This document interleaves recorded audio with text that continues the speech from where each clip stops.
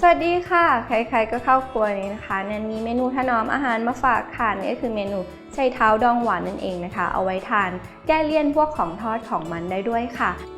แล้วก็เริ่มจากการเอาหัวไชเท้านะคะไปปอกเปลือกนะคะล้างให้สะอาดแล้วเราก็จะเอามาหั่นเป็นเต๋ากันค่ะหรือใครจะหั่นให้บางกว่านี้ก็ได้นะคะก็จะทำให้น้ำดองเนี่ยเข้าเนื้อเร็วมากขึ้น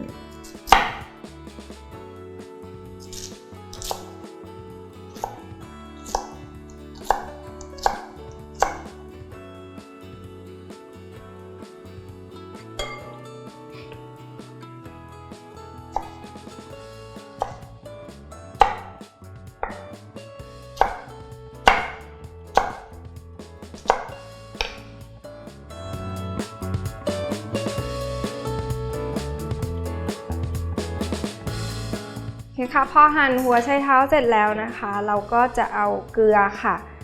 โรยนะคะแล้วก็นวดคลุกเคล้าให้เข้ากัน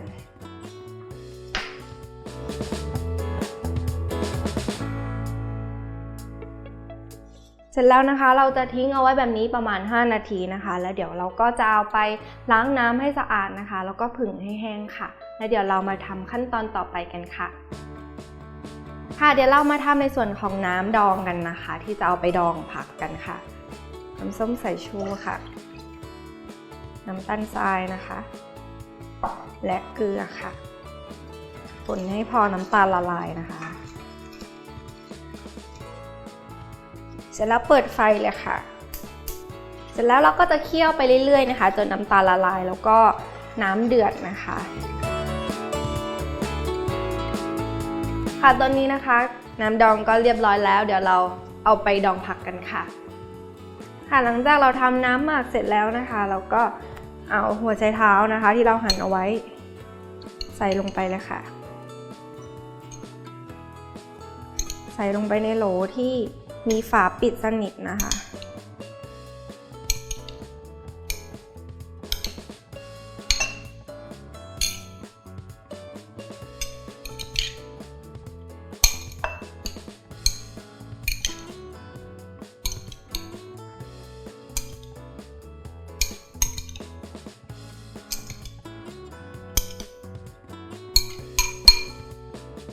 เสร็จแล้วนะคะก็ใส่น้ำที่เราเคี่ยวไว้ลงไปค่ะ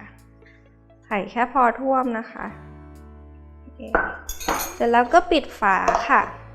แล้วก็พักเอาไว้นะคะอาจจะอยู่ข้างนอกนะคะที่อุณหภูมิห้องหรือว่าในตู้เย็นก็ได้นะคะประมาณ